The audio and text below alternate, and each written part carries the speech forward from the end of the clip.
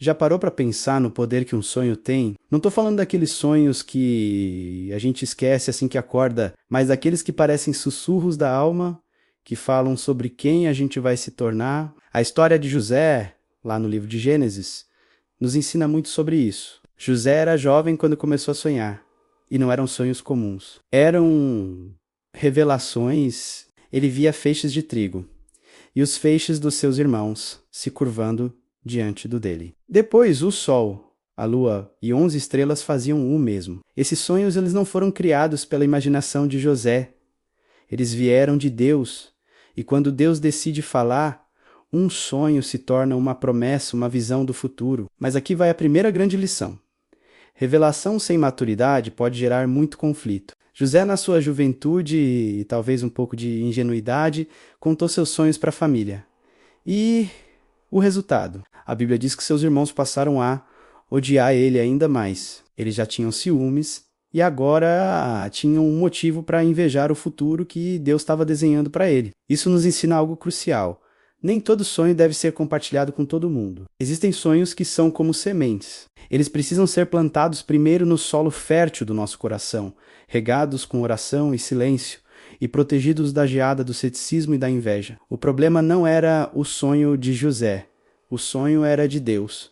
O problema estava no coração de quem ouvia. Corações que não estavam preparados para celebrar o que Deus iria fazer na vida dele. Seus sonhos não revelam apenas o seu destino. Eles também revelam quem está realmente pronto para caminhar com você nessa jornada. Algumas pessoas vão te acompanhar até certo ponto, mas quando perceberem a grandeza do que Deus planejou para você, elas podem se afastar. Elas não suportam a ideia de um futuro onde você brilha, especialmente se esse brilho ofusca o lugar delas. Não se assuste se, ao começar a sonhar os sonhos de Deus, algumas pessoas se afastem. Isso é apenas Deus ajustando o seu círculo, preparando você para o que vem pela frente. Pense nisso. Por que Deus nos dá o sonho antes de nos fazer passar pelo processo? Por que Ele mostra o palácio antes de nos levar para a cova e para a prisão? A resposta é simples e poderosa.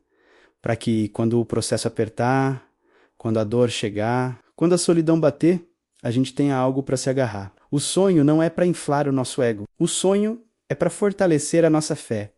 É o combustível que nos mantém em pé quando tudo ao nosso redor nos manda desistir. José foi vendido como escravo, foi caluniado, foi esquecido na prisão. Imagino quantas vezes, na escuridão da cela, ele deve ter se perguntado se aqueles sonhos eram reais. Quantas vezes a dúvida tentou apagar a visão dos feixes e das estrelas. Mas a promessa de Deus era a sua âncora. Ele se apegou àquilo que Deus tinha mostrado. O sonho era a prova de que sua situação atual não era seu destino final. A prisão era apenas uma estação, não o ponto de chegada. Talvez você esteja vivendo isso hoje. Carrega dentro de si sonhos gigantescos, promessas que parecem impossíveis de se cumprir. Você olha para a sua realidade e ela não combina em nada com o que Deus sussurrou no seu coração. Pessoas podem ter rido de você, te chamado de sonhador, assim como fizeram com José. Eles podem ter tentado enterrar seus sonhos em uma cova de desprezo e crítica. Mas eu quero te dizer uma coisa. Sonhos que nascem em Deus não podem ser anulados. Eles podem ser atacados, sim. Podem ser adiados, com certeza. A jornada de José levou anos, mas o propósito de Deus jamais pode ser frustrado. O que Deus prometeu, Ele é fiel para cumprir. A cova não pôde parar José. A casa de Potifar não pôde pará-lo. A prisão não pôde pará-lo. Porque quando Deus tem um plano, Ele transforma cada obstáculo em um degrau. Cada dificuldade se torna uma ferramenta de formação de caráter. Deus usou a traição dos irmãos para levar José ao Egito. Usou a falsa acusação para levá-lo à prisão e usou a prisão para colocá-lo diante do faraó. Percebe como tudo coopera? Nada foi em vão. Cada lágrima, cada momento de solidão estava forjando o governador que um dia salvaria nações da fome. O processo pode ser doloroso, mas é no processo que Deus nos molda. É na dor que Ele nos prepara para a posição que o sonho prometeu. O sonho sempre vem antes da dor, porque é Ele que sustenta o propósito durante o processo. Se José não tivesse o sonho, ele teria desistido na primeira dificuldade. Se você não tiver a promessa de Deus guardada no seu coração, o peso do processo pode te esmagar. Por isso, guarde seus sonhos.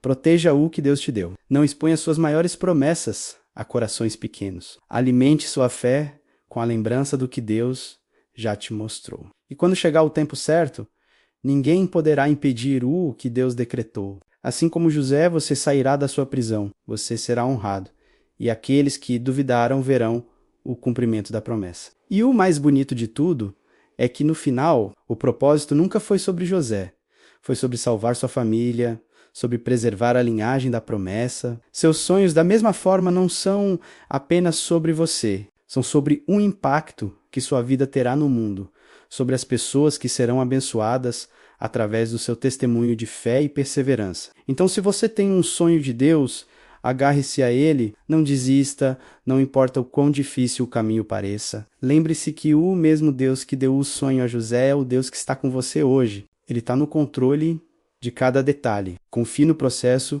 abrace a jornada e espere com fé, porque o tempo da sua exaltação vai chegar. Que essa reflexão possa fortalecer o seu coração. Se essa mensagem te abençoou, deixe seu comentário. Compartilhe com alguém que precisa ouvir isso e se inscreva no canal para continuarmos crescendo juntos na fé. Muito obrigado por assistir e até a próxima.